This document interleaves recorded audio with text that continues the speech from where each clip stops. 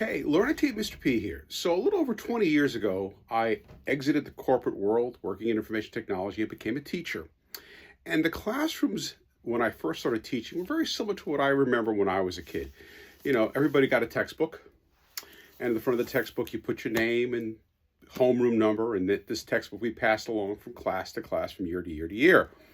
A textbook like this maybe cost $100 today, $150, and that will last 8 or 9 years. Pretty effective. But then things changed. I mean, when I first started teaching, there was maybe one computer in the classroom. That was the teacher's, and we used it for attendance, maybe sending emails, that kind of stuff. And then over time, we started bringing in things like laptop carts or iPads to the classroom, and the students would use it for that one period. And then, accelerated by COVID, everybody got a Chromebook. And this really dramatically changed how education was being delivered. And this goes back to what I said yesterday about things like software licenses and the like. Now, in my classroom, for example, for one class, students that were going to be using a portal commercially available was about $1,500 per classroom per year for the license. I had 2 classes, that's $3,000.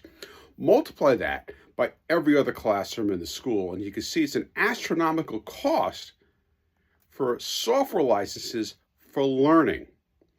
And in many ways, there are advantages to doing this way because, grading is easy. If it's just click, click, click in a form, it gets automatic feedback.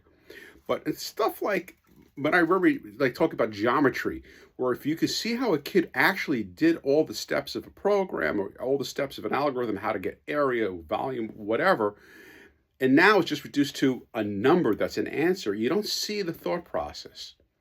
That's a real problem, in my opinion. So the cost is one thing, and the commercialization of all these types of educational learning programs are really something that I find almost distasteful.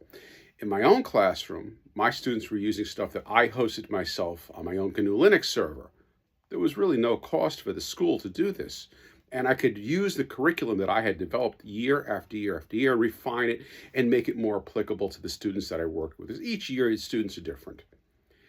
The Chromebooks, yeah, they're great, they're wonderful, they're powerful, but we're losing something today.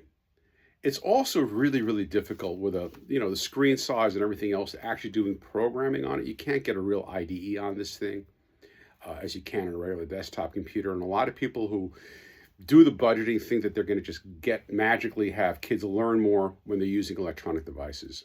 I don't think so. So tell me in the comments what you think is appropriate for learning today. Do you think, especially in computer science, can these students do it with a Chromebook? Can all these commercial products that are out there, these portals, are they really effective? Is spending $1,500 per classroom a really good investment? And multiply that by all the schools around the world, and all the schools in your buildings, and all the schools in your class, in your districts. I think we're losing something. I mean, we don't have to go back to paper textbooks for everybody. But I think we do need to rethink how we're going to deliver education. So please like and subscribe, and I'll go through more ways of saving money in learning computer science. Thanks again.